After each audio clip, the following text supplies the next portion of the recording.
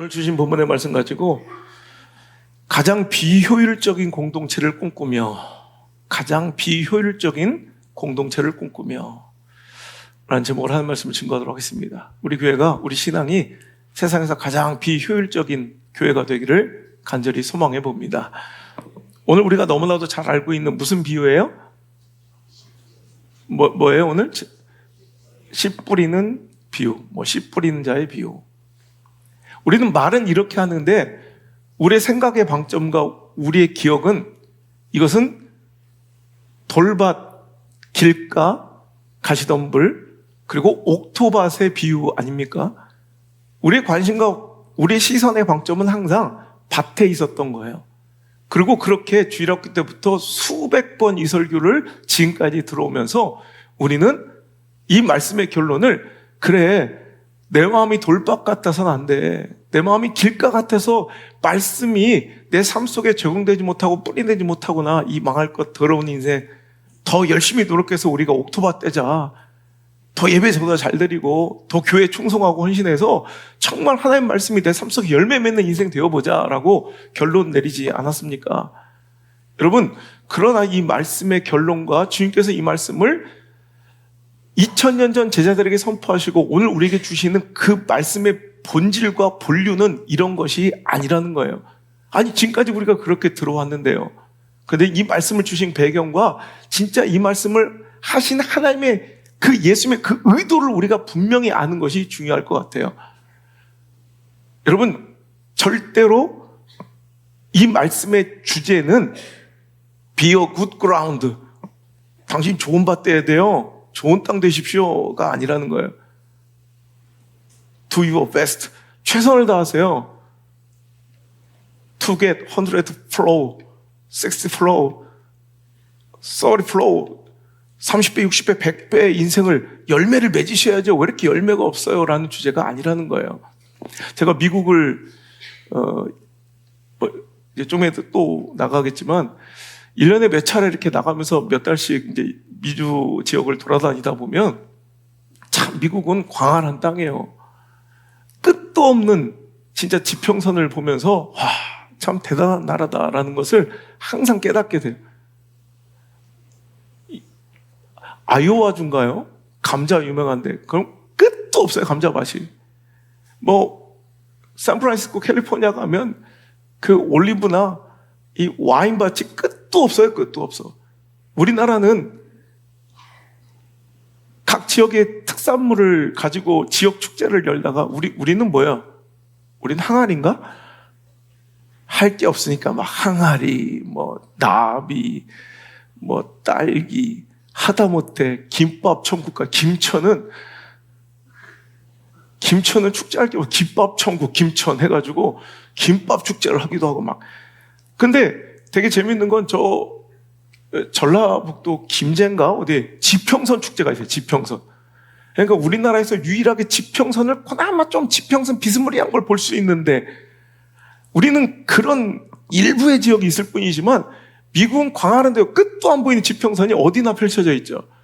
땅도 얼마나 비옥한지요. 미국이 세계 초강국 인류국가가 되고 패권국가가 될 수 있어도 그 첫 번째 비결을 많은 사람들이 프랑스에 한 평당 0.7원 주고 샀던, 1원도 안 되는 돈 주고 샀던 루이지애나주, 루이지애나 지금 그 조그만 루이지애나 말고 그 엄청난 땅, 미국의 영토를 2배로 늘렸던 그 루이지애나가 여러분 얼마나 옥토인지요.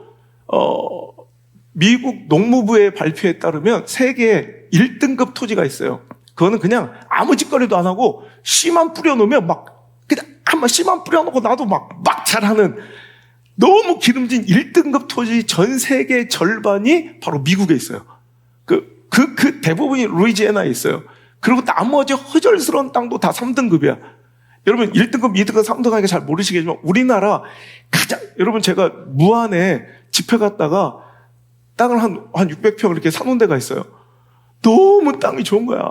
그냥 여러분 아시죠? 무안 고구마, 무안에서 나오는 건 너무너무 다 농식물이 좋은 거 아시죠? 그냥 보면 그 순간 맨발로 밟고 싶어.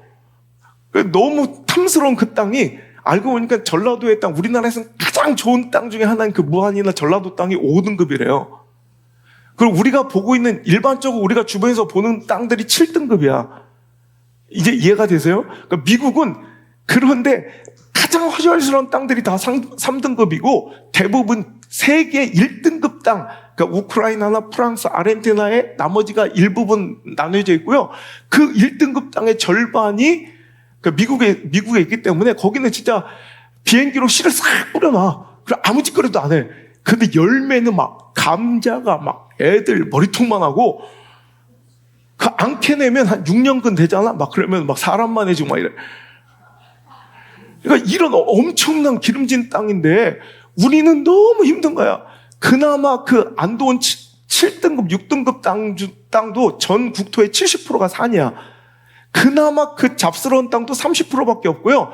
그럼 산이 많으려면 차라리 스위스처럼 막 딱 산지라도 높던가, 해발 고도가 3,000m도 안 되는 가장 높은 한라산 백두산도 3,000m가 안 되고 대부분 해발 고도 300m에, 그러니까 뒷동산 같은 산만 계속 있어서 어떤 자원을 꺼내 쓸 수도 없고, 자연재해를 막을 수 있는 태풍이나 바람을 막아주지도 못하고 기후가 온난하지도 못한 채 이건 산만 있을 뿐이지 산간 지역에서 얻을 수 있는 유익은 하나도 없어. 그런데 땅은 또 되게 거지 같아. 왜 하필 여기다가 5,000년 전 터를 잡으셔가지고 이 화학비료나 과학화가 되기 전 우리 선조들은 얼마나 고생을 하면서 땅을 일궜는지를 우리가 이해할 수 있어요. 자, 오늘 제가 이런 얘기를 하면 여러분 어떤 다짐이 들어요? 그런데도 불구하고 참 대단하다. 우리 조상들은 이 열악한 땅에서, 우리 지금처럼 막 트랙터도 없고 농기계도 없는 땅에서 맨손으로 이 땅에서 5,000년을 버티며 세계 초인류 국가 10대 경제 강국이 된 거예요. 그러니까 우리는 아무리 작고 좁은 영토 속에서도, 이렇게 험난하고 힘든 기후 속에서도, 이런 여건 속에서도 우리는 끊임없이 도전하고 끊임없이 이렇게 애쓰고 수고해서 이 열악함을 이겨내고 이 모든 불리한 상황을 이겨낼 수 있는 저력을 갖고 있는 민족이다. 앞으로 닥쳐올 위기도 이렇게 견뎌냅시다. 이런 교훈이 돼야 되지 않겠습니까? 그죠? 여기서 누가 이런 얘기 했더니, 야, 앞으로 우리가 땅 미국처럼 개간해서 넓혀봅시다. 미국처럼 우리가 이제 6등급을 1등급 옥토로 만들어 봅시다. 이런 얘기를 한다면 다 웃을 거 아니에요. 땅은 정해져 있잖아요. 어차피 여러분 이 땅을 바꿀 수는 없어. 이 땅에서 노력해야 되는 거죠. 여러분 이게 딱 오늘 예수님께서 주신 말씀의 핵심 비유예요. 니들이 옥토로 되라는 게 아니라, 비어 굿그라운드, 너희들 반드시 옥토가 되어야 돼가 아니라, 이 땅이 이렇게 돼 있다는 거예요, 이미. 그러니까 그런데도 불구하고 예수님의 이 복음 사역과 말씀 사역은 멈추지 않았다는 거예요. 이해가 되세요? 자, 이런 거예요. 당시 이스라엘의 이 환경과 토지를 보면 이해가 빠르신데요. 당시에 이스라엘 땅은 농경사회로 나아가기엔 굉장히 부적합한 땅이었어요. 그나마 조금 괜찮은 땅, 지중해에 있는 옥토밭들은 팔레스타인, 블레셋이나 가나안 원주민들이 다 거류하고 있었고요. 이 산지, 예수님께서 특별히 사역하셨던 갈릴리와 예루살렘을 근거로 한 이 유다 땅들은 완전히 산간 지역에 땅이 별로 없었어요. 농사 질만한 땅. 그러니까, 그리고 지금처럼 쟁기가 활성화된 게 2000년 전이라고 그래요. 그러니까 땅을 개간해서 이 뒤엎을 만한 이런 특별한 농기구조차 없었던 그 시절에는 그냥 있는 땅에 농사를 져야 되는 거야. 그러니까 옥토밭에 씨를 뿌리고 싶지만은 그럴 수 없는 거로 그냥 농부들은 그나마 그냥 씨를 갖다가 여기저기 뿌려보는 거야. 그럼 그 씨가 돌밭에도 떨어지고 길가에도 떨어지고 가시덤불에도 떨어지고, 또 혹여는 그나마 괜찮은 땅에 뿌려져서 다른 것들은 기대하고 많은 열매와 수확을 간절히 바랬지만 되게 실망스러운 결과로 그저 다른 곳에는 새가 와서 먹고 말라 비틀어져 버려서 아무 열매와 추수를 거두지 못한 채 그나마 흩뿌렸던 이 곡식 중에, 씨앗 중에 그나마 좋은 땅에 떨어진 것들이 그래도 30배, 60배, 100배의 열매를 맺더라. 여러분, 예수님의 사역의 당시가 이런 모습입니다. 예수님이 참빛으로 이 땅에 오셨지만 어둠 속에 살아가는 그들은 예수님을 알아보지 못했고요. 예수님을 핍박하고 박해하며 이미 종교적 기득권을 갖고 있었던 사두개인들과 바리새인들과 대제사장들과 서기관들과 장로들은 오히려 예수님을 핍박하게 이르고 십자가에 매달고요. 예수님을 따르던 제자들도 예수님을 떠나기 시작했고요. 또 수많은 외로움과 정말 여러 가지 환난 속에서 예수님은 말씀 사역을 하시면서 이 말씀을 제자들에게 전하시는 말씀이라는 거예요. 오늘 이 말씀에 제가 항상 이 복음서를 읽을 때 이 말씀의 대상이 되는 사람이 누군가를 여러분은 잘 보셔야 돼요. 이게 굉장히 중요하거든요. 오늘 1절, 2절, 3절까지 한번 말씀을 읽어볼까요? 시작. 그날 예수께서 집에서 나가사 바닷가에 앉으시니 큰 무리가 그에게로 모여들거늘 예수께서 배에 올라가 앉으시고 온 무리는 해변에 서 있더니 예수께서 비유로 여러 가지를 그들에게 말씀하셨다. 자, 오늘 이 비유는 누구에게 대상하여 말씀하신 말씀이에요? 제자들에게. 온 무리가 예수님께서 또 바닷가로 나오시자 또 수많은 사람들이 예수님께 자기들의 필요와 병 고침과 자기들이 원하고 추구하는 것들을 요구하며 막 인산인해를 이루며 예수님을 또 쫓아와요. 그러자 예수님께서는 그들과 일부러 의도적으로 간격을 두신 거예요. 그들은 해변에 서 있게 하고 배를 띄워 그들과 거리를 두시더니 그때 누구에게? 제자들에게 말씀을 하신 거예요. 봤지? 그들은 다 이해가 되는 상황이죠. 우리가 많은 수확과 열매를 기대하면서 씨를 뿌려도 이렇게 이 땅이, 우리가 살고 있는 이 땅이 이렇게 열악해서 저 돌박 같은 길가 같은 가시덤불 같은 이런 토지 속에서 겨우 저 옥토밭에 떨어진 저기서만 열매가 조금씩 맺잖아. 이 시대가 그렇단다. 너희들이 복음을 전하고 이제 초대교회가 세워져서 말씀이 전해질 그 시대가 바로 이렇다는 거예요. 환영받지 못할 거고 핍박과 박해와 손해를 감수하면서도 우리가 기대하는 성과와 열매가 나지 않을 것 같아도 그래도 실망하지 말고 그래도 낙심하지 말고 끝까지 포기하지 말고 그 씨를 뿌려다오. 나처럼 말이야. 이렇게 예수님께서 그들에게 부탁하신 말씀이지 너희들 옥토밭이 돼야 돼. 너희들 근심 많고 욕심이 많으니 봐봐 열매를 못 맺잖아. 너 요즘에 이렇게 열매가 없냐? 이런 말씀이 아니었다는 거예요. 자, 오늘 이 씨 뿌리는 비유 다음에 나오는 바로 그 다음 이야기가 31절이에요. 무슨 얘기가 나와요?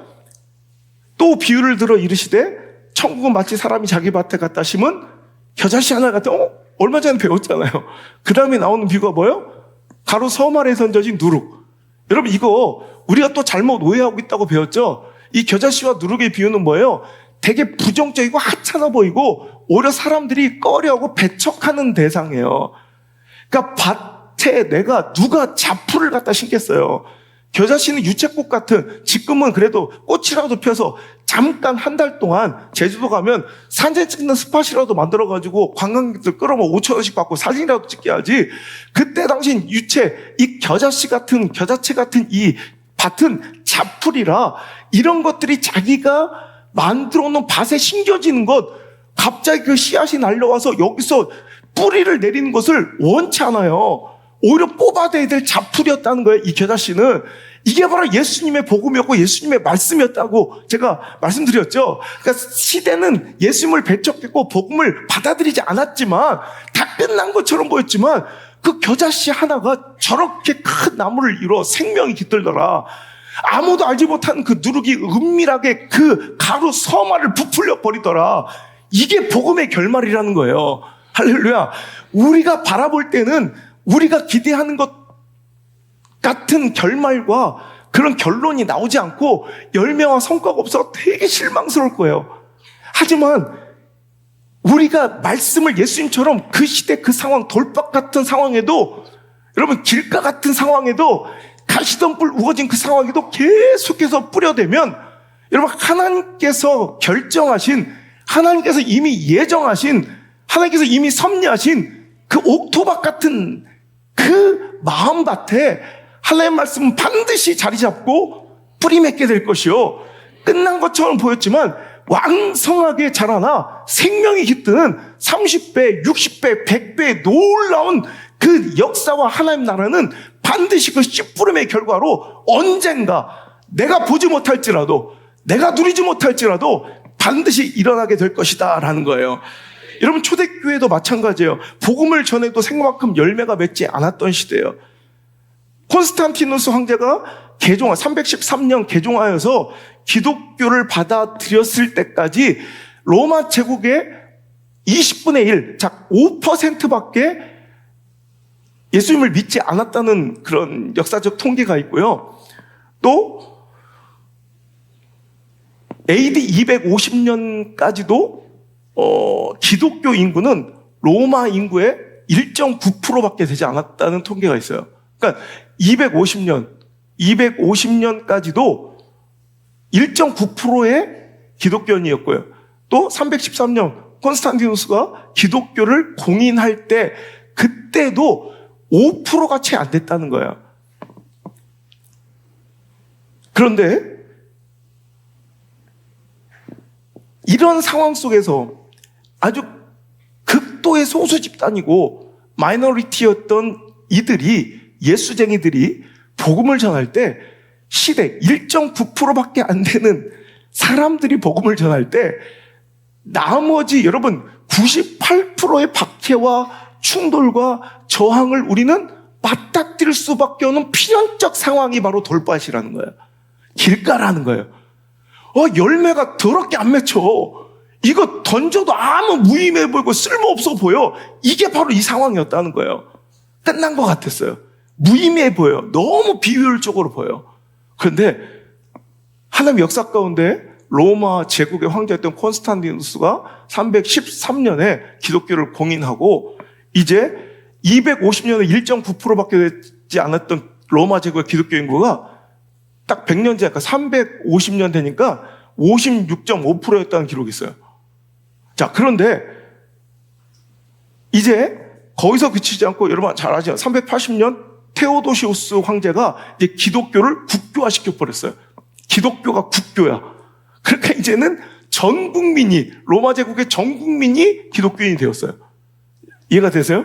자, 보니 이제는 방금 100년 전까지만 해도 핍박받으며 그렇게 공격받으며 교회 나가고 예수님을 믿는 것이 그 이퀄 동일화되는 거예요. 손해, 핍박, 박해, 소수집단 마이너리티예요.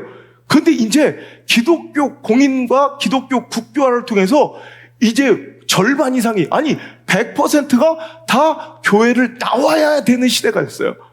그러니까 이건 돌박 같은 상황, 가지박 같은 상황은 다 제거되고 오히려 모든 것이 다 옥토처럼 보여요. 자, 이제는 마이너리티였던 기독교인들이 메이저리티가 된 거예요. 온갖 권력과 돈이 교회로 쏠렸어요. 그리고 이제는 교회 다녀야 유익을 누릴 수 있고 뭐든지 교회와 관계 있어야 뭔가 돈을 벌고 삶 속에서도 핍박과 손해가 없는 시대가 되었어요. 이러니 이제 이 씨 뿌리는 자의 비유는 점점점 이상하게 퇴락하기 시작했어요. 이제는 씨 뿌리는 자의 비유, 즉 이런 돌밭에도 불구하고 우리는 씨 뿌리는 자가 돼야 된다는 이 권면이 무엇으로 바뀌냐면 너 왜 아직도 더 좋은 열매를 못 맺니? 너 왜 아직도 그 모양이니? 너 옥토돼야지 라는 뭔가 성과와 성장을 또 열매와 뭔가 이렇게 성과를 기대하는 말씀으로 변질되기 시작한 거야. 절대 이 말씀은 우리가 옥토되어야 된다. 우리가 반드시 30배, 60배, 100배 열매를 우리가 노력해서 맺어야 된다는 말씀이 아니에요. 근데 우린 이걸 그렇게 사용하기 시작됐어요. 씨 뿌리는 자에서 우리의 관심이 뭐가 된 거예요? 땅에게로 옮겨진 거예요. 되게 말도 안 되는 거예요. 주님께서는 이런 상황에서도 씨를 뿌려야 된다는 이 말씀은 분명하게 옥토밭의 비유가 아니라 무슨 비유예요? 씨 뿌리는 자의 비유예요. 자, 이 말씀은요, 여러분 씨 뿌린 자의 비유는 성경 말씀에 마태복음, 누가복음, 또 마가복음, 세 복음서에 공간복음에 다 등장해요. 우리가 읽은 마태복음 13장 또 마가복음 4장, 누가복음 8장에 다 기록되어 있는 그만큼 중요한 말씀이에요. 그런데 오늘 이 말씀 보세요. 자, 13장 18절의 말씀 보세요. 13장 18절. 시작. 뭐래요? 그런즉 뭐예요? 누가 좋은 밭에 비유래? 누가 옥토밭에 비유래? 누가 돌밭에 비유래? 이건 씨 뿌리는 자의 비유예요. 그런데 그때부터 기독교가, 교회가 이제 메조리티가 되고 돈과 권력이 모여드는 공간이 되고 오히려 이제 환경과 상황은 옥토로 변한 거야. 아니, 옥토처럼 보이는 환경으로 변한 거야. 그러자 그들은 이제 더 그들에게 충성을 강요하고 헌신을 강요하고 열정을 강요해서 성장과 뭔가 이 성과를 내어놓기를 원하는 열매와 수확으로 그 관심의 방점이 바뀌어 버렸다는 거예요.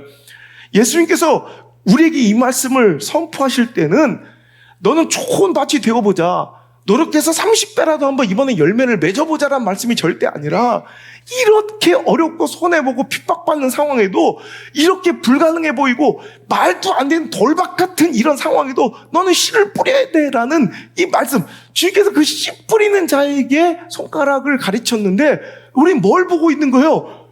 땅을 보고 있는 거예요. 여러분, 개가 똑똑한지, 여러분 반려견 키우시면 내가 보니까 우리 교회도 개 키우는 사람이 그렇게 많대. 내가 개 키우는 걸 싫어하고 핍박할 때는 음지에서 활동하지 않았던 자들이 내가 개를 키우기 시작하니까 스물스물 기어 나오니까 너무 많은 거야. 그래서 이번에 펫팀을 만들어야 되나, 우리 딸기가 팀장을 하고 막 이렇게 해야 되나 싶은. 누가 그래, 킵고잉 티셔츠를 맞춰달라고 개가도 막 해서 좀 맞추려고 준비하고 있는데, 당신이 키우는 개가 똑똑한지 미련한지를 보려면요, 이거 해보면 된대요. 이렇게 개를 앉혀두고 이렇게 하면 똑똑한 강아지는 약간 저기를 봐. 근데 당신의 강아지가 이렇게 했더니 손가락만 봐. 미련한 거야. 우리 딸기는요, 노 코멘트. 내가 한번 해봤는데 그랬더니 물더라고. 여러분 보세요. 아니, 인덱스 핑거로 가르치면 정상적인 사람은 그 가르치는 방향을 봐야죠. 손가락만 보고 있으면 안 되잖아. 여러분, 지혜로운 성도는 하나님께서 주신 그 말씀의 방향을 제대로 봐야 됩니다. 오늘 이 말씀의 이 비유의 방점은 지금까지 우리 알고 왔던 것처럼 밭에 방점이 꽂혀있고 관심이 꽂혀있으면 안 돼요. 그래도 씨 뿌리고 있는가에 그 관심과 방점이 맞춰져야 돼요. 자, 이제는 옥토가 되어, 아니 옥토처럼 보이는 시대가 되어 이제 막 교회로 막 사람들이 몰려왔어요. 우리 130년의 역사밖에, 140년밖에 안 되는 이 기독교, 우리 한국의 역사도 마찬가지예요. 기독교가 이 구한말에 들어와서 그 폐쇄적했던 그 시대에 새로운 신물물이 들어오게 되었고, 일제 침탈의 시대에 1.4%밖에 안 되는 기독교인들이 독립을 이끄는 선두주자가 되었고, 동족 상잔의 비극의 이 전쟁 한복판에서 모든 것이 폐허가 됐을 때 나라도 책임지지 못했던 소외된 사람들의 모든 복지와 교육과 의료의 80% 이상을 교회가 감당하며, 옛날에는요, 교회 나가야 뭔가 유익을 보는 시대였어요. 그러니까 아이들이 막, 우리 아버지 옛날에 개척하셨을 때만 해도 그냥 교회만 세워놓으면 사람들이 막 몰려와요. 옛날엔 볼거리도 없고 놀거리도 없고 먹을거리도 없던 시대에, 나 아직도 기억돼. 여름 성경하고 지금 뭐 라면 한 박스 우리 아버지 어머니가 이렇게 TV를 이렇게 만들었어요. 이렇게 그때는 비디오도 없는 시대라 이렇게 그림 사파를 이렇게 색칠을 해서 우리 아버지가 어떻게 뭐 이렇게 이걸 돌려. 그럼 그걸 이렇게 풀로 붙여서 이야기를 어머니가 막 설교를 하시면 우리 아버지가 이렇게 돌려. 그러면 그 그림이 이렇게 한 장씩 이렇게 넘어가는 거야, 이렇게. 이거 막 자동 비디오 같은 거죠. 그러니까 허접한 비디오. 애들이 막 그걸 보려고 350명이 몰려오는 거야. 막 꽉 차가지고 막 앉을 틈이 없는 거야. 그리고 엄마가 그 동네에서 처음 본 음식을 제공했어요. 카레라이스를 그때 40몇 년, 45년 전, 그때 처음으로 카레라이스를 애들이 막 그거 먹겠다가 500명 왔어요. 그리고 소문나서 저 교회는 가니까 설사똥을 주더라. 막 이래가지고. 막 하여튼 옛날에는요, 놀거리, 먹을거리 막 없어서 교회 오면 그래도 애들이 머리가 깨이고 그리고 먹을 거라도 하나 주워 먹고 좋은 즐거운 거리가 놀거리가 생기니까 아이들이 막 교회를 몰라 집에를 안 갔다고. 여러분, 그래서 엄마 아빠들의 핍박, 너희 교회 가면 다리몽다리 분질러 버린다고 그래도 지게작대로 두드려 맞아가면서도 아이들이 교회를 나왔어요. 근데 이 시대는 이제 달라졌어요. 이제 어느 순간 교회는요, 다시 예수님께서 이 말씀을 전하시던 그 순간으로 그 시대로 바뀌었어요. 돌박 같은 시대예요. 여러분, 이제 더 이상 옥토박 같지 않아요. 비난당하기 시작하고 교회가 경멸의 대상으로 바뀌고 조롱의 대상으로 바뀌고 목사와 성도들이 비난과 조롱과 경멸의 대상으로 바뀌며 옛날에는 한국 교회가요, 정말 깜깜한 어둠 속에서 희망의 등대가 되었고 갈등의 골이 정말로 이념적 분쟁으로 도저히 또 지역적 감정이 도저히 하나 될 수 없던 이 민족을 다 끌어안고 감싸는 그 상처를 메워주는 후시딘 같은 역할로, 가교 같은 역할로 교회가 살아가니, 성도들이 활동을 하니 사람들은 교회의 존재를 희망이라 여겼어요.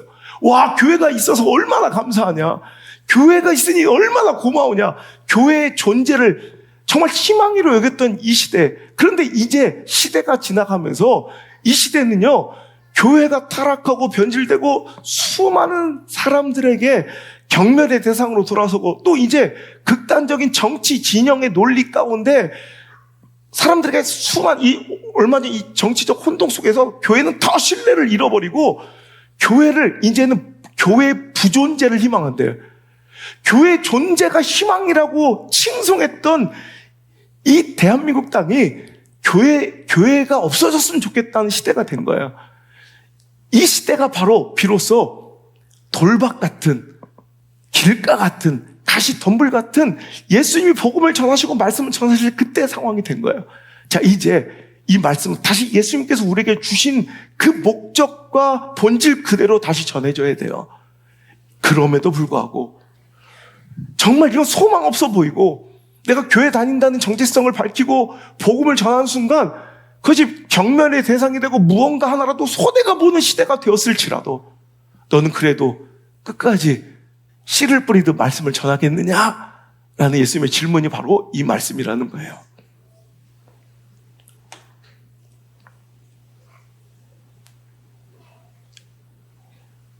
씨 뿌리는 비유가 풍성한 열매 맺는 비유로 바뀌어버리고 고난과 핍박 중에도 순결하게 신앙과 믿음을 지켜야지라는 이 말씀이 이제 신앙의 목적이 그런 고난과 핍박이 없어진 이유로 오히려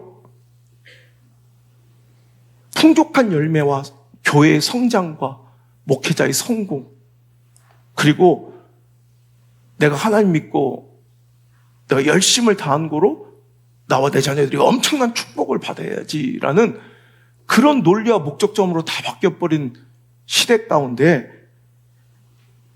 이제 그 틈을 파고들고 효율성이라는 경영 논리와 경제 원칙들이 교회 안에 선교와 전도의 영역까지 틈타기 시작했어요. 어떻게 하면 효율적으로 전도할 수 있을지, 어떻게 하면 되게 많은 열매를 가시적인 성과를 얻을 수 있는 선교가 될 수 있을지를 전략적으로 연구하며 효율적으로 투자하는 시대가 된 거예요. 이때부터 기독교는 기복주의로 흐르기 시작했고요. 복받기에 교회 다니는 거야. 성장주의로 치닫기 시작했고요. 목사들의 목회 방향과 신학은 번영신학으로 바뀌기 시작했어요. 그러나 이제 이 시대가 다시 덜밭처럼 변했습니다. 교회가 비난당하고 조롱당하고 우리가 전하는 복음이 쓰레기처럼 취급받고 천대받기 시작했습니다. 자, 이제 이 말씀이 작동돼야 합니다. 제대로 힘을 발휘하며 예수님께 우리에게 주신 대로 우리 삶 속에서 잘 적용돼야 될 줄 믿습니다. 예수님의 마음처럼, 예수님의 시대적 상황처럼 우리도 시대의 거절과 충돌, 그리고 조롱과 비난, 수많은 손해와 박해를 받을 것입니다. 그래도 우리는 복음을 전해야 합니다.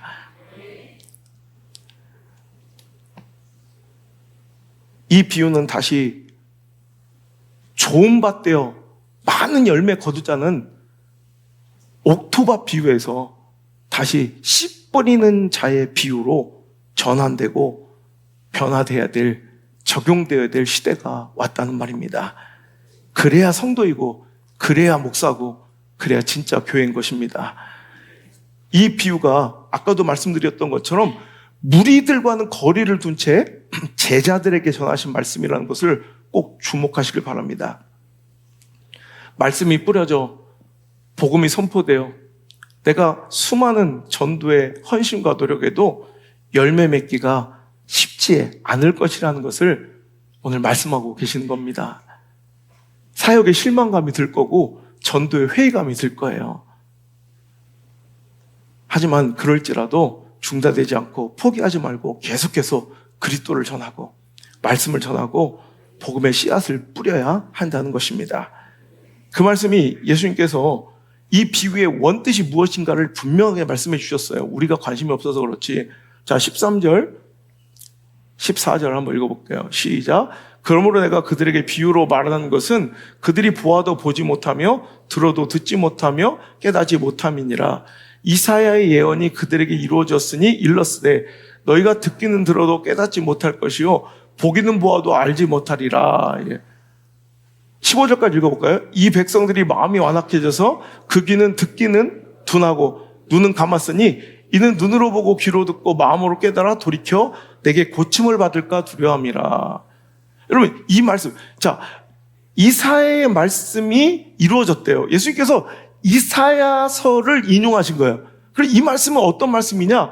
이사야서 6장 9절 10절의 말씀이에요. 자, 이사야서 찾기 힘드니까 우리 화면 한번 봅시다. 자, 8절 말씀 너무나 잘할 거예요. 내가 또 주의 목소리를 들으니 주께서 이르시되 내가 누구를 보내면 누가 우리를 위하여 갈고. 아시죠? 이 말씀. 누가 우리를 위하여 갈고 했더니 그때 내가 이르되 내가 여기 있나이다 나를 보내소서 하였더니 이사야가 제가 가겠습니다라는 거예요. 우리처럼 누가 저 죽어간 영혼들에게 복음을 전할 거 했더니 우리가 그랬다. 내가 가겠습니다 이랬잖아요. 그랬더니 9절 10절에 그래 격려해 주시고 힘내라 분명히 열매 있을 거야 이런 말씀을 해주셔야 되는데 9절 10절의 말씀을 읽어보세요. 시작.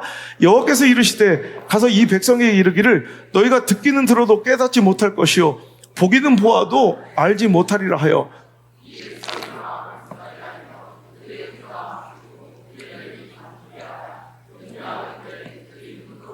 귀로 듣고 마음으로 깨닫고 다시 돌아와 고침을 받을까 하노라 하시기로. 아멘. 보세요. 오늘 하나님께서 내가 저 죽어가는 백성 심판의 진노 앞에 있는 그 백성들이 내가 가겠습니다 했더니 하나님께서 그 이사야에게 주신 말씀은 그래 네가 가서 아무리 말씀을 선포해도 그들은 듣는다 못 듣는다 깨닫는다 못 깨닫는다 못 깨닫는다는 거예요. 아 그럼 우리 이럴 수 있잖아요. 아니 어차피 가도 안 될 거 왜 보내세요 이럴 수도 있잖아요. 그런데 이사야의 사역의 성공은 뭐예요? 듣지 못하여도 깨닫지 못하여도 보지 않아도 나를 핍박하고 내가 전한 말씀을 오늘도 배척할지라도 우린 뭐 해야 돼요? 가서 전해야 된다는 거예요. 이사야의 사역의 성공 가서 몇 명을 변화시키고 몇 명을 돌이켰느냐가 아니라 듣지도 않을 시대 가운데 가서 말씀을 뿌리는 거예요. 보지도 않을 나를 배척할 시대임을 알면서도 하나님은 이사야를 보내셔서 그 시대 가운데 말씀을 전하시는 거예요. 이 이사야의 모형이 바로 예수님이었던 거예요. 이런 이사야처럼 예수님이 이 땅에 오셨어요. 환영받지는 못할 이 땅에 오셨어요. 배척당할 걸 뻔히 아시고 공격당할 걸 아시면서도 오셨어요. 이 땅이 옥토 같지 않을 걸 아시면서도 오셨어요. 돌박 같은 그들에게 가시덤불 같은 그들에게 길가 같은 그들에게 예수님은 스스로가 말씀의 씨앗이 되어 뿌려지셨다는 거예요. 그게 바로 십자가의 사랑이라는 것입니다. 여러분 다음 주에 우리가 우리 성도들이 전 이게 좋아요. 막 목사가 막 교회 성장을 위해서 숫자 늘리기 위해서 막 이렇게 합시다 막 프로젝트를 하는 게 아니라 우리 교회 모든 전도는 자기들이 알아서 이거 하고 싶다. 나 이게 너무 멋있는 거야. 이게 교회야, 이게. 여러분, 전도는 절대로 교회 성장의 원리가 아니에요. 성장 운동이 아니에요. 한국교회는 정말 이거부터 회개해야 돼요. 여러분, 교회를 성장시키고 목회자의 야망을 위해서 교회를 자꾸 막 사람 끌어다 모으는 게 교회가 아니라는 거예요. 여러분, 전도는 예수님께서 하신 것처럼 생명운동이에요. 그러니까 오늘도 그들에게 복음을, 말씀을 들을 기회를 한 번이라도 말씀의 씨앗을 뿌리고자 예수님과 함께 라면이라는 걸 시작하신대요. 그래서 오시는 모든 분들에게 라면 드리고 지역에 있는 어르신들을 그렇게라도 한번 섬기신대요. 어찌됐든 그분들이 오셔서 연로하신 나의 인생의 말미에 복음을 한번 듣는 거예요. 씨가 뿌려지는 거예요. 우리 어떻게 될지 몰라요. 아마 결과가 우리가 기대하는 것처럼 우리가 원하는 모습으로 있지 않을 거예요. 여러분, 그래도 분명히 씨앗이 떨어지면 어디선가 그 틈바구니를 뚫고 여러분 콘크리트와 시멘트를 뚫어내고 반드시 꽃을 피워요. 여기 계시는 우리 누님들, 여러분 몇 명 15년 전, 14년 전 말도 안 되는데 매주 저부터를 라면으로 섬기고 꼬무장갑, 비누, 샴푸 이렇게 섬기면서 복음 듣겠던 저분들이 저기에 앉아 계신 거예요. 여러분, 반드시 그 가운데 옥토가 있다는 거예요. 제가 길가를 가다가요, 너무 감격적인 장면을 본 거예요. 여러분, 한번 보여주세요. 보세요. 저 시멘트 바닥에 그 금간 틈 속에서 저 꽃이 핀 거야. 여러분, 저기에 씨를 뿌렸다면 이게 말이 되겠습니까? 시멘트 바닥에, 콘크리트 바닥에 여러분 씨를 뿌린다면 그 미친 사람이죠. 비효율적인 인간이죠. 경영 능력 빵점이죠. 그런데 생명은 저렇게 위대한 거예요. 뿌려지기만 하면 작은 틈이라도 생기면 거기서 반드시 열매 맺고 반드시 뿌리 내리며 꽃과 열매를 반드시 피워낼 줄 믿으시길 바랍니다. 그게 바로 우리가 그 감격적인 어디선가 그 옥토 같은 마음, 주님께서 만세전부터, 아니 주님께서 이 창조 이전부터 섭리하시고 예정하신 그 영혼들의 옥토밭 같은 마음에 기다렸다는지 우리가 뿌린 그 복음의 씨앗이 열매 맺어 저렇게 시멘트 바닥에 꽃 피우는 그 감격적인 모습을 우리가 볼 때까지 여러분 얼마나 여러분 이 자체가 감격이고 눈물이에요. 여러분, 하나님 보시기에 목회자 보기에 이것만큼 감격적인 모습이 없어요. 저기 어떻게 꽃이 피었을까? 저기 어떻게 저렇게 자라나고 저 틈바구니에서 어떻게 뿌리를 내렸을까? 기특하지 않아요? 너무 대견하지 않아요? 너무 여러분 황홀하지 않아요? 그게 바로 우리가 하고 있는 전도의 모습입니다. 우리가 뿌린 씨앗이 온 들판을 뒤덮지 않아도 괜찮아요. 그런 큰 꿈을 가지고 우리가 살아가는 것이 아니라 아무쪼록 우리가 뿌린 그 씨앗이 콘크리트 같은 그 돌박 같은 마음을 삐집고 들어가 저렇게 감격적으로 생명을 튀어내는 그 감격적인 한 장면을 기대하며 오늘 저와 여러분이 이 자리에 있는 줄 믿으시길 바랍니다. 새생명 전도 축제 임하시길 주 여러분을 축원합니다. 여러분,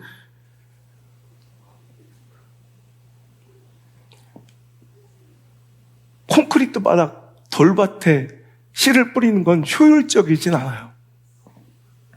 하지만 비효율적이고 정말 효율적이진 않아도 저 생명은 반드시, 저 씨앗은 반드시 생명을 맺는다는 거. 단단한 콘크리트를 뚫어버리는 생명. 여러분, 폐 건물을 뒤덮어버린 그 잡목들.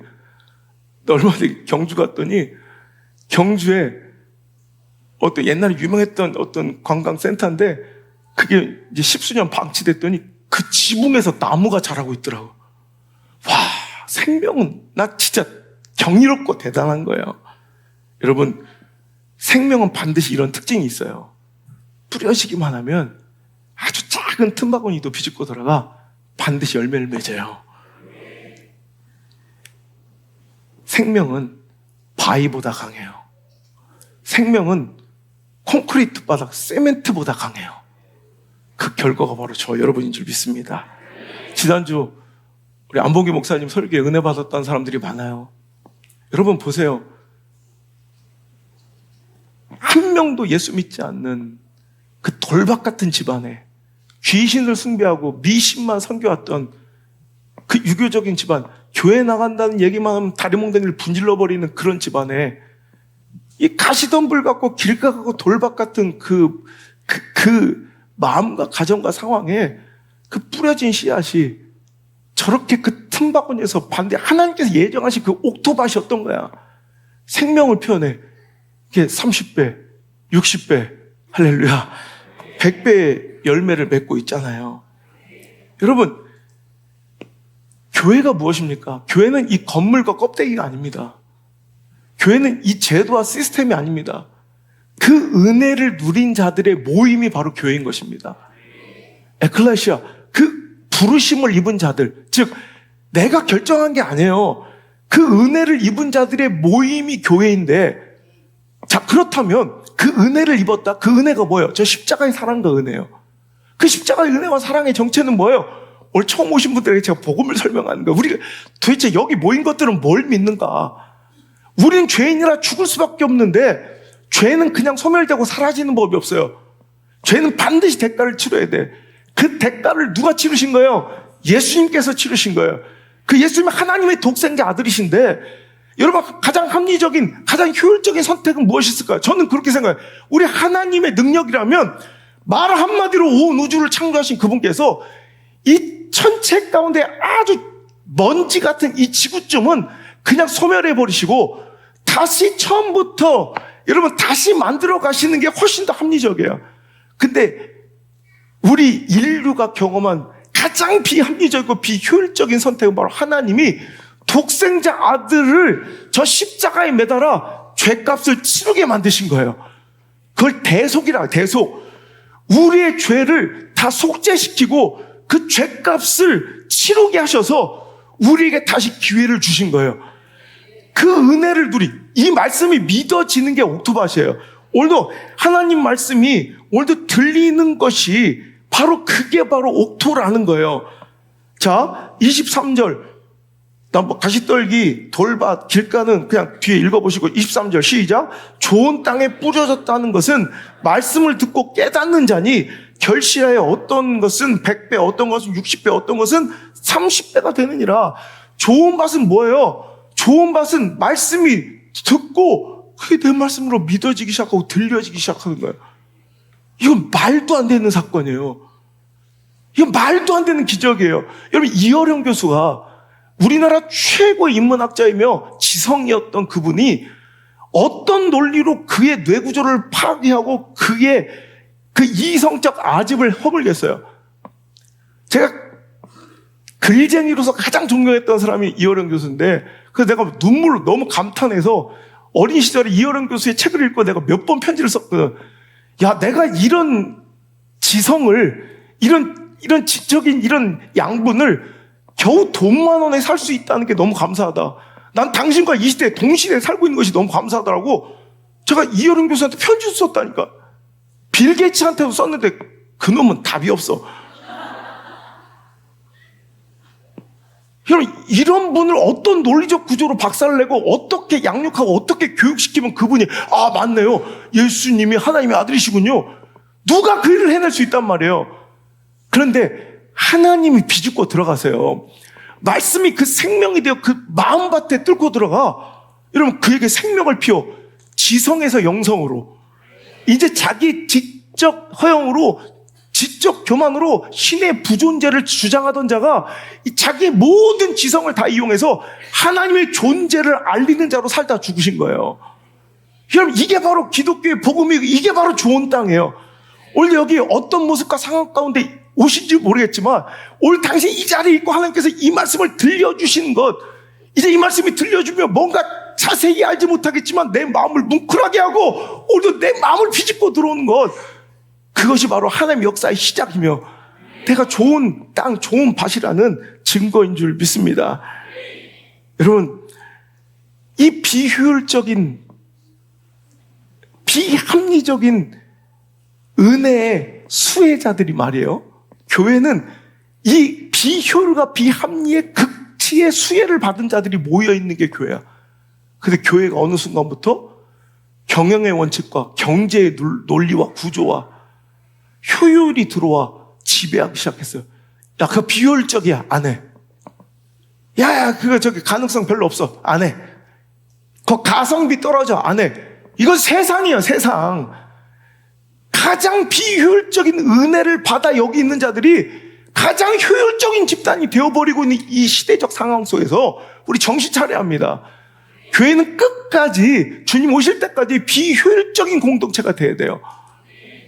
여러분, 효율적으로 살아간다는 건 뭐냐면 이런 거예요.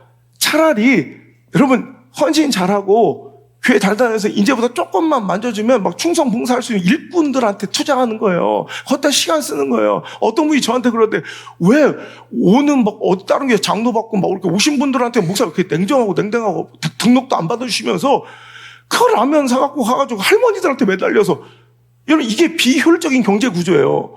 여러분 14년 전 기억하세요?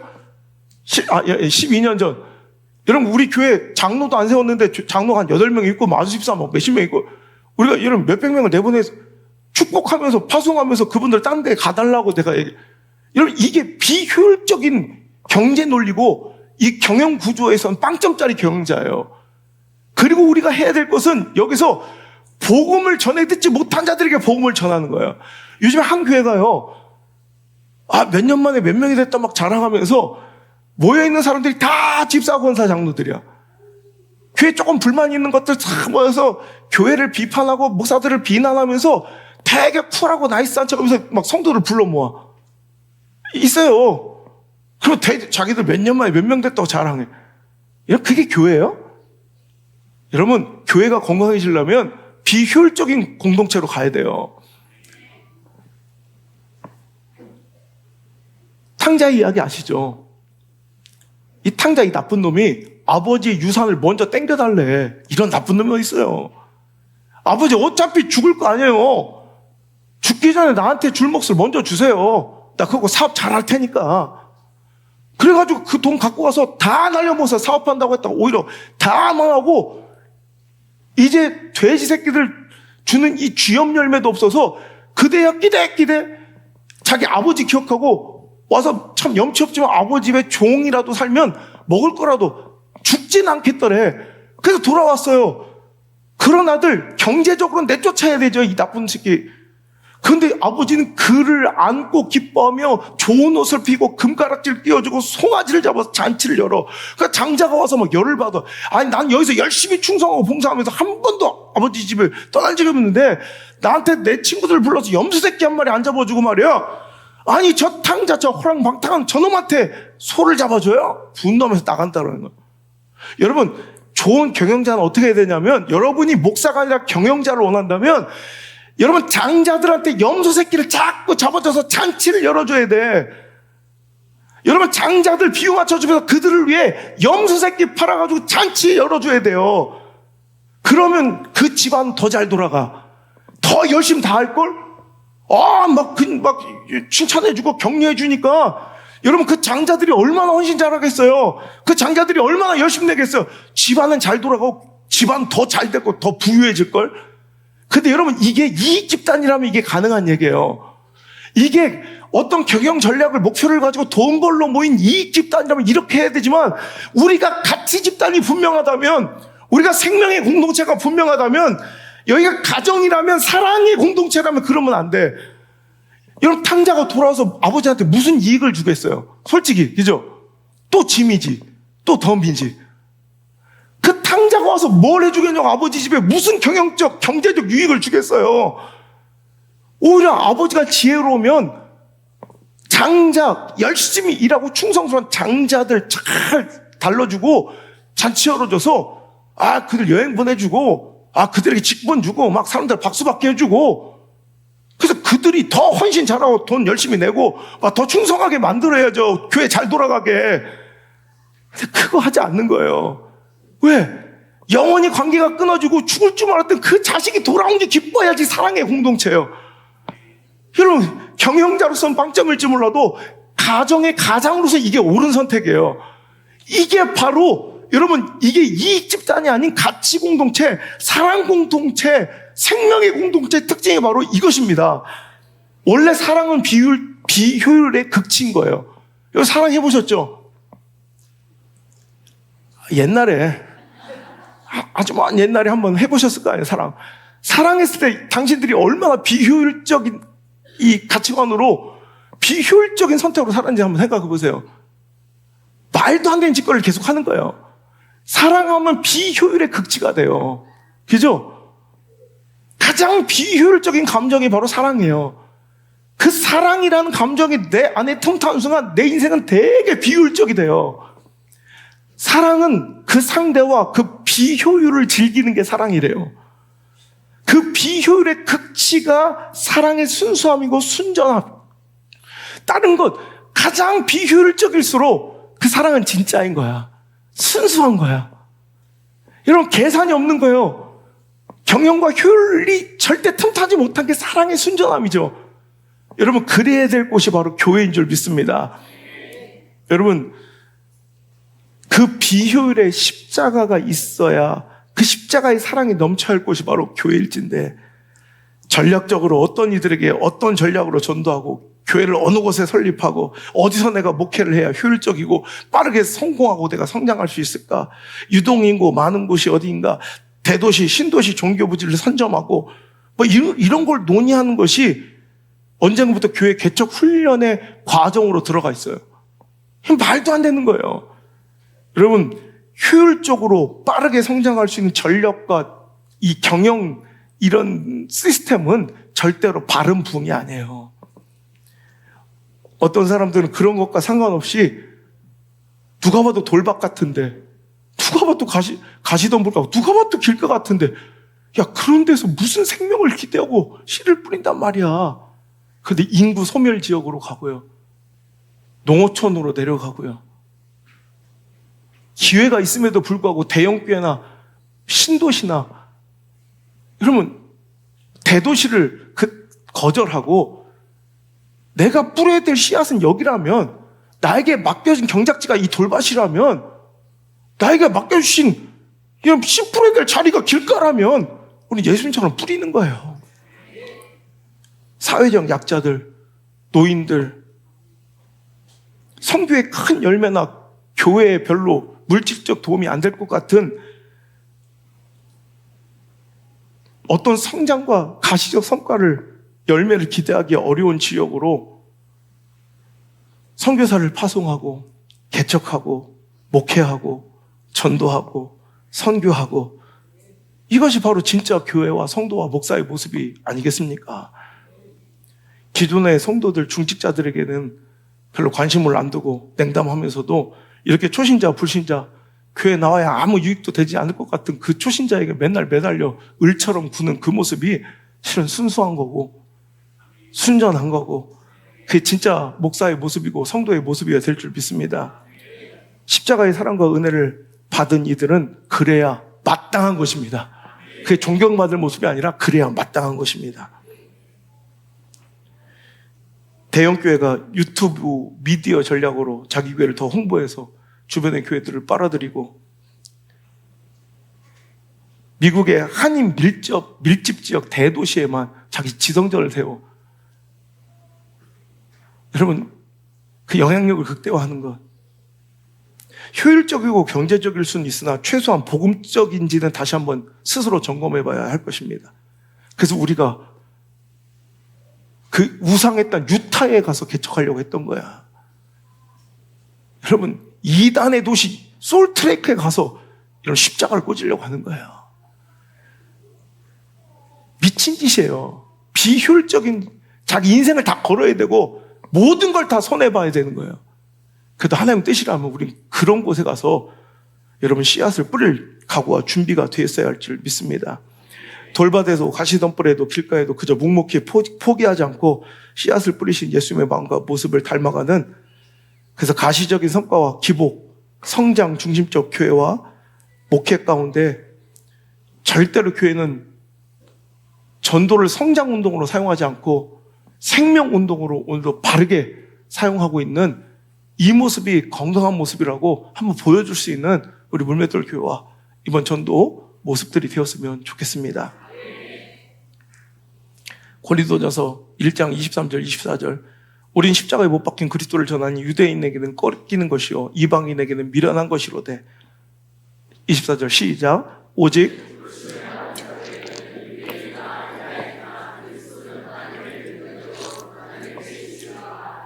거리끼고 미련해 보이는 그 어리석은 전도를 우리는 지혜로 능력으로 사명으로 알고 끝까지 해야 된다는 거예요. 우리가 생명의 결과를 가지고 성과를 책임질 필요가 없습니다.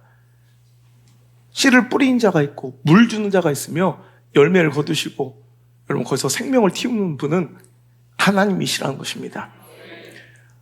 안봉기 목사님을 전도했던 한 무명의 여자 자매는 지금도 안봉규 씨가 목사가 되고 그 아들이 대를 이어 목회를 하고 이렇게 30배, 60배, 100배 열매를 맺고 있다는 것조차 몰라요. 하지만 그는 뿌렸어요. 누군가 주변에서 물을 줬고요. 여러분 그 가운데서 꽃을 피우는 것. 고린도전서 3장 6절 나는 심었고 아볼로는 물을 주었을 때 오직 하나님께서 자라게 하셨다. 우리는 그냥 하나님께 내어 맡기고 오늘도 이 덜박 같은 비효율적인 곳에 여러분 끝난 것 같은 가능성 없어 보이는 시멘트박 같은 곳에 우리는 끝까지 복음의 씨를 뿌리는 그 작업, 거룩한 작업을 멈추지 않게 되었으면 좋겠습니다. 가지고 옥토박가처럼 보이는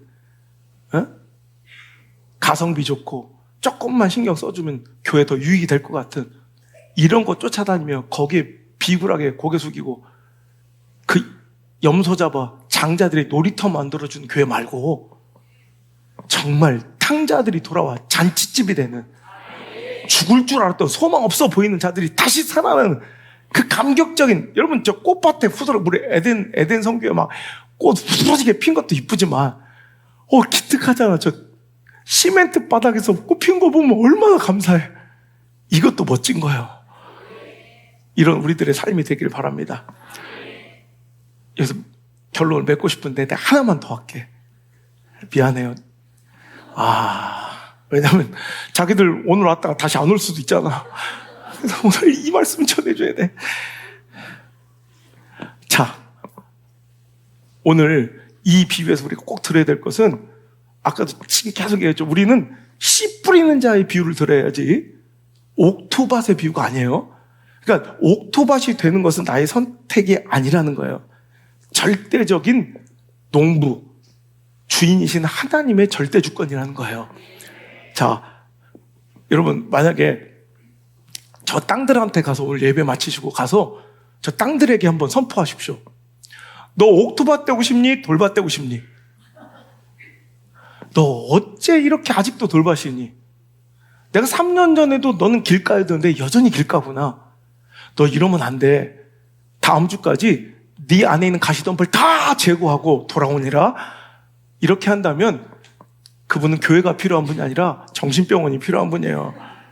여러분 다 웃을 거예요. 여러분 이 말씀이 바로 이런 말씀이에요. 우리는 우리 스스로가 옥토가 될 수 없는 존재들이에요. 우린 절대 스스로 옥토 될 수 없어요. 자, 돌밭도 있고요. 아까도 얘기했죠. 이스라엘 사람들이 농사 짓고 있는 거의 대부분의 땅에 돌밭, 가시덤불 막 길가예요. 그나마 조금 있는 데가 그냥 옥토가 든다는 거예요. 자, 그런데 그 옥토와 돌밭에 옥토와 좋은 땅과 길가에 가시덤불과 그 좋은 땅과의 차이가 있다면 무엇일까요? 여러분, 옥토가 원래 옥토였을까요? 똑같은 돌밭이었어요. 여러분, 옆에, 여기가 돌밭인데 여기가 옥토일 리 없잖아요. 똑같은 돌밭인데 이 옥토가 그나마 옥토 될 수 있었던 이유는 뭐예요? 농부의 괭이질과 삽질을 버텨낸 거예요. 그냥 농부가 끊임없이 쟁기질을 하고 삽질을 하고 내 평생을 품고 있었던 그 뭐라고 소중하게 이거 막 붙들고 살았던 내 돌들을 끄집어서 내어 던진 거예요. 어떤 사람은 그게 중독일 수도 있고, 사람 관계일 수도 있고, 탐욕일 수도 있고, 막 욕망일 수도 있고, 저마다 그 더러운 돌들을 막 품고 살아가는데, 농부는 막 계속해서 쟁기질을 하고, 괭이질을 하면서 나를 깨고 부수고 돌을 끄집어낼 때마다 그걸 견뎌낸 게 옥토지, 내가 스스로 돌을 토해내며 가시덤불을 제거한 자가 아니라는 거예요. 우리가 옥토일 수 있는 이유는 우리가 원래 옥토스러움, 우리가 좋은 땅다움이 아니라 바로 끝까지 끊임없이 말씀 아래 하나님께서 나를 완전히 정복하실 때까지, 야곱을 이스라엘로 만들어 환도뼈를 어긋나게 하실 때까지 그 영적 씨름을 버텨내는 것, 견뎌내는 것, 이게 진정한 영적인 승리인 것입니다. 그래서 믿음은 견디는 거예요. 그래서 이 돌박 같은 내가, 길가 같은 내가, 가시덤불 투성인 내가 주인의 그 막 다져짐과 갈아엎으심, 전문용어로 로타리 친다고, 로타리 막 뒤집어 엎는 거예요. 막 그러면서 내 안에 그 품고 살았던 돌들을 막 끊임없이 내어놓는 거예요. 여러분, 주님께서 오늘 우리에게 무슨 말씀하시냐면, 내가 분명히 옥토라는 거예요. 그럴 리가 없는데, 나는 내 삶을 아무리 들어봐도 옥토스러움이 없는데, 우리에게 지금 뭐라고 하면, 너는 분명히 옥토라고 말씀하시는 거예요. 왜? 하나님의 말씀이 들리고 믿어지니 내가 봐도 스스로 말도 안 되지만 내가 분명히 옥토라는 거예요. 할렐루야. 그러면서 내 삶에 말씀을 통해 30배, 60배, 100배의 삶의 변화와 성장들을 주님께서 이끌어 가시겠다는 하나님의 선포예요. 여러분, 말씀이 내 마음과 삶을 이제부터 통치하고 경영하실 거예요. 하나님의 주권이, 통치가 일어나는 내 마음이 하나님 나라가 될 거예요. 말씀은 반드시 우리 삶을 변화시키고 성장시키는 끈질긴 생명력이 있기 때문이에요. 그래서 예수께서 말씀하십니다. 그런즉 씨 뿌리는 비유를 들으라. 옥토밭 되기가 아니라 나는 끊임없이 너를 포기하지 않고 네 돌박 같은 마음에 이 말씀을 뿌릴 테니 너 기대해. 이거. 내가 뭔데 옥토밭이 돼요? 내가 뭔데 좋은 땅이 돼요? 그래, 나도 좋은 땅이 돼야지. 말씀 잘 듣고 마음에 새기고 믿음의 열매를 맺는 삶을 여러분 꿈꾸니 삶이 호락호락하지 않거든. 또 살다 보면 죄짓고 범죄하며 그 말씀에서 이탈한 내 모습을 보려보고, 말씀의 은혜는 분명히 받은 것 같은데 삶 가운데 다 말라 비틀어버린 나의 삶을 보니 낙심하게 되는 거예요. 회의감이 느껴지는 거예요. 나는 안 될 것 같은 거예요. 포기하고 싶은 거예요. 여러분, 낙심과 신앙의 자책과 자괴감은요, 자꾸 그 시선을 내 돌박 같은 마음, 길가 같은 마음, 가시덤불 가득한 내 마음만 바라보기 때문이에요. 이게 바로 씨 뿌리는 자의 비유를 왜곡한 현상이에요. 하나님은 이 말씀을 내어주시면서 밭을 보라는 게 아니에요. 네 마음밭에 돌밭 같음을 보라는 게 아니에요. 그럼에도 불구하고 포기하지 않고 뿌리시는 그분을 보라는 거예요. 그분을 의지하자는 거예요. 우린 그런 존재예요. 우리는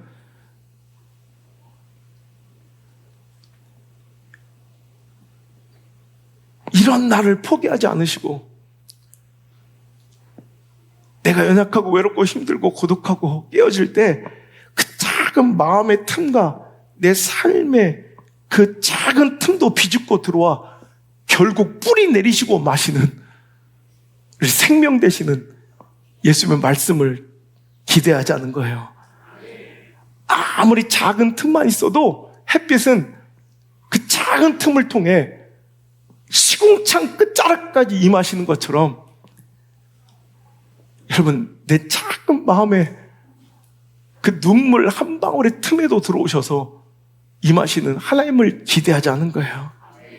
숨통이 끊어질지언정 사냥감을 포기하지 않으시는 사냥개처럼 나를 포기하지 못하고 끝까지 추적하셔 오늘 나를 이 자리에 앉히신 그분을 바라보자는 거예요. 그분은 나의 모습 이대로를 받으실 것이고 수용하실 것이고 그 돌박 같은 내 마음에도 지속적으로 말씀 뿌리셔서 내 마음을 정복하시고야만 할 거예요. 저는 믿습니다. 제가 이 말씀을 준비하면서 너무 울었어요.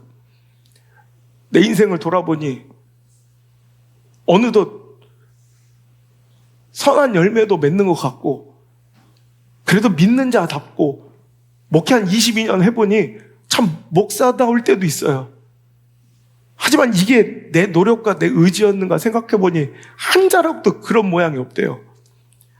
어린 시절 우리 안나가 제가 샤워하고 나올 때 제 배 흉터를 보면서 어우 징그러. 아빠는 뭐 이렇게 배에 흉터가 많아. 내 수술 자국, 그 칼 자국들을 보면서 어우 아빠 징그러. 그래서 내가 우리 안나한테 그런 말 했어요. 안나야, 이거는 그냥 칼 자국이 아니야. 이건 그냥 수술 자국이 아니라 아빠가 참 미련하게도 하나님 버리고 그렇게 도망쳐 다니려고 했는데 우리 예수님은 사냥개처럼 아버지를 쫓아와 놓치지 않더라. 아빠를 안 놓치려고 예수님께서 나를 꽉 잡으신, 붙드신 예수님의 손자국이 바로 이거란다.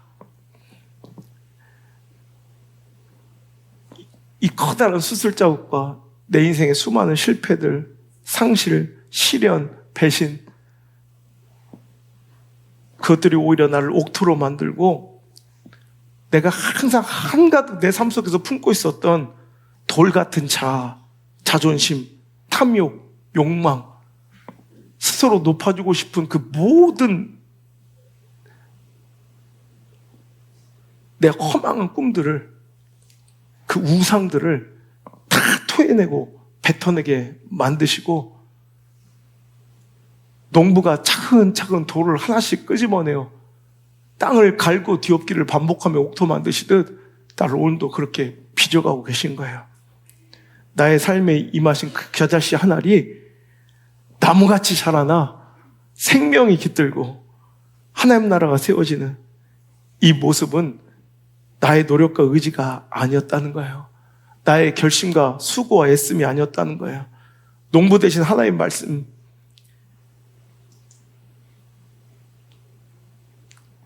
예수님이 나를 포기하지 않으시고 그 초라하고 실망스러운 모습에도 결코 실망하지 않으시고 끝까지 나에게 뿌려주신 그 은혜 덕분인 거예요. 여기서 신앙의 회의와 낙심, 스스로 포기하고 떠나는 것만큼 교만한 게 없어요. 그래서 아직도 지가 뭔가 할 줄 안다고 생각하는 거예요. 아직도 자기의 수고와 노력으로 뭔가 할 수 있다고 착각하니까 회의가 들고 낙심되고 자책하고, 이것만큼 교만한 게 없어. 우리가 뭘 해? 아직도 자기애와 에고가 살아 날뛰는 우리 삶을 다 버리고 주님만이 할 수 있습니다. 나는 아무것도 할 수 없습니다. 우리는 아무것도 아닙니다. 나는 마음은 원하지만 육신이 약하고 마음으로는 선한 것을 추구하지만 또 죄에 넘어지며 육신을 따라 사는 초라하고 꼴도 보기 싫은 나를 오늘도 만나지만, 하나님, 나는 주님만을 의지합니다. 오라 나는 곤고한 자로다. 사도 바울처럼 외치며 끝까지 더 수고하고 노력하고 애써서 옥토밭되는 것이 아니라 끝까지 주님을 더 필요로 하며 주님의 은혜를 사모하고 갈망하는 존재들이 바로 성도인 줄 믿습니다. 오늘 그분의 은혜를 더 기대하시며, 주님 지금까지 저를 포기하지 않아서 감사합니다. 앞으로도 저를 정복해 주옵소서. 저는 주님이 필요합니다. 전 주님이 필요합니다. 이전보다 더욱더 주님이 필요합니다. 고백할 수 있기를 바라고, 오늘도 허망하게 나의 자아와 에고를 의지하며 내가 뭔가 할 수 있다고 착각하며 내 수고와 의지로 뭔가 될 거라고 착각하다가 스스로 낙심하고 자책하고, 오늘도 회의에 빠져 너 신앙 가운데 단절되고 돌아선 사람들이 있다면 다시 돌아오는 은혜가 있기를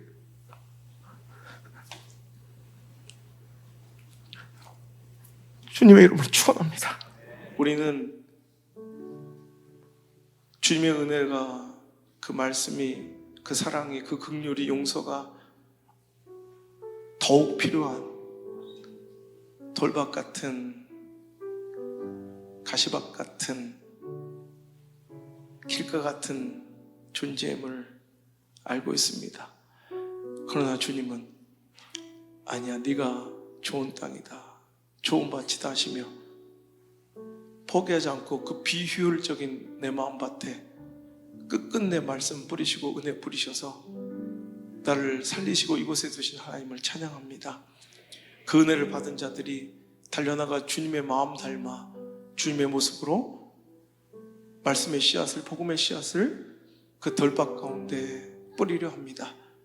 거절당하고 지치고 힘들고 가지고 있는 성과와 열매가 나지 않더라도 그 비효율적인 향기롭고 아름다운 전도의 작업을 늘 이어가는 바보 같은 교회, 전혀 경영 능력 빵점인 교회, 세상에서 가장 미련한 교회가 우리 교회 되게 하여 주옵소서.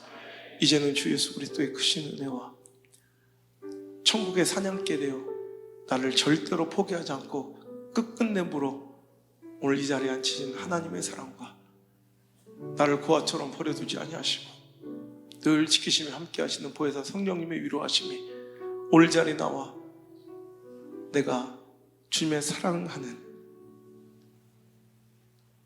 창조의 전부터 선택받은 하나님의 사람이었음을 깨닫고 행복에 겨워 돌아가는 사랑하는 모든 성도들 머리에 저들의 삶 가운데 저들이 뿌리는 전도의 씨앗과 현장마다 이제부터 떠나가지 마시고 1초도 떠나지 마시고 영원토록 함께 계시기를 간절히 또 간절히 축원하옵나이다. 아멘.